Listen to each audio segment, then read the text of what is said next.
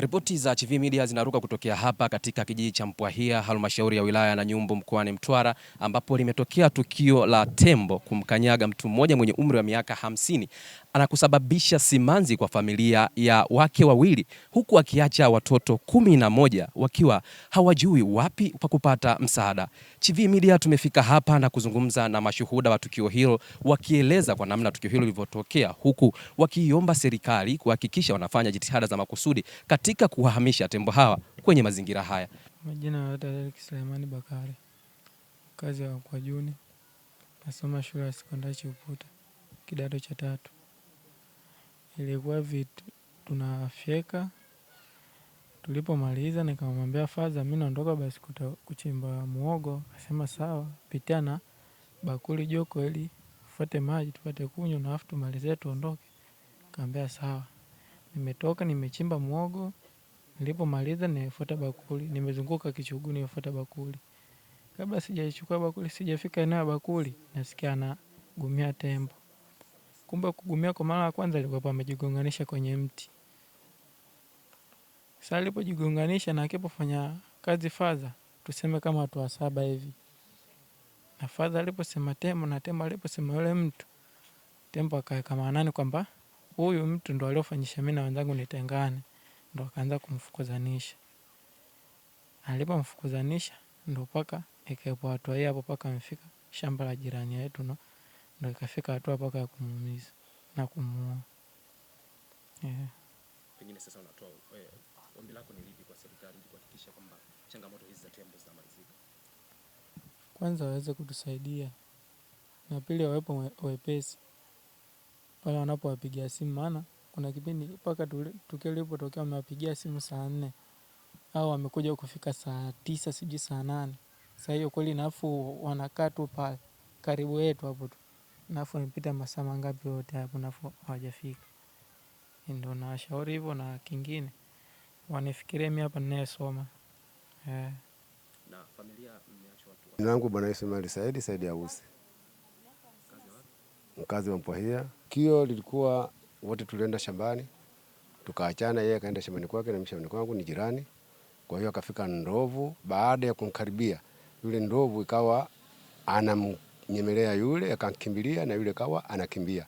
Baada ya kukimbia ikawa anakimbilia maeneo ya kwangu mimi shambani.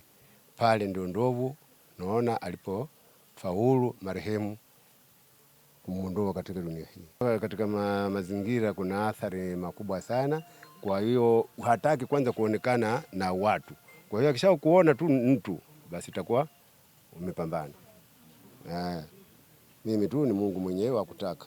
Naona changamoto hii ingekuwa serikali itufanyie kazi, yani bila hivyo hatutafanikisha, hata kurosha tutalimia, hata kuokota. Kwa hiyo ningeomba serikali ifanye nguvu yake ili iweze kutusaidia. Naitwa Bwana Ahmad Daya Chiwau, ni mkazi wa kijiji cha Mpwahia. Huyu marehemu ameingiana na tembo kama majira ya saa 4 jana, lakini mpaka wamefika watu wa kutusaidia kama majira ya saa 8 hivi, lakini hata hivyo msaada tunayopata hatuuoni kwa sababu hawa tembo bado wapo katika maeneo yetu. Tunaomba msaada kwa sababu kama hali hii ndio itaendelea hivi, kwamba wanyama watakapoingia basi huduma zinakuwa hivi, huu uokoaji sio uokoaji. Lakini vile vile waheshimiwa, nikwambieni sisi tulio ndani ya kata, kwa mfano kama huyu marehemu huyu mpaka limempata ajali hili, ni kujaribu kuhangaika kwa sababu sasa hivi huku tunajaribu kuvamiwa na ng'ombe.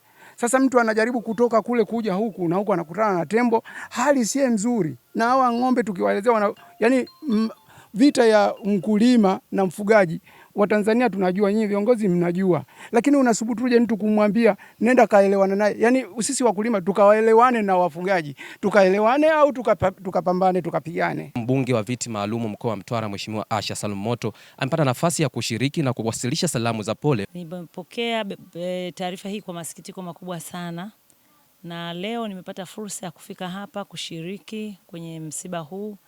Kwa kweli ni majonzi, na nitumie fursa hii kuwapa pole sana ndugu na familia pamoja na wakazi wote wa kata hii ya Chipuputa. Tatizo la tembo lipo na limesemewa kwa hawa tembo inasemekana wanasumbua kwa muda mrefu sana. Lakini nimeona hata juhudi za mbunge wa jimbo hili tukiwa kule bungeni ameendelea kulisemea sana, na kimsingi watu wengi kweli wanapoteza sana maisha kwenye huku mpakani ambako tembo wamevamia kwa kiasi kikubwa. Kwa mujibu wa taarifa ni kwamba mbunge pamoja hata na Mheshimiwa DC wamejaribu kuomba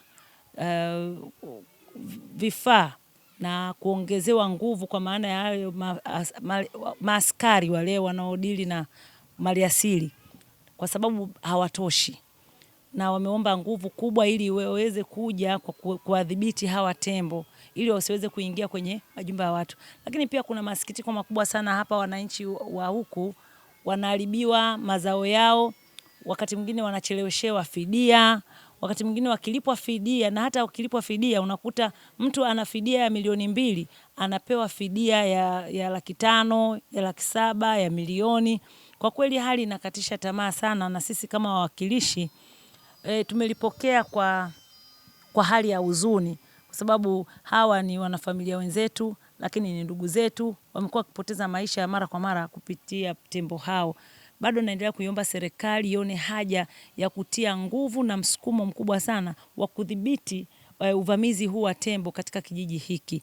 Huku kuna tembo, huku kuna ng'ombe, kwa kweli wanatuhuzunisha, na hata sisi tunakosa nguvu ya kuona uwakilishi wetu kama tunautendea haki.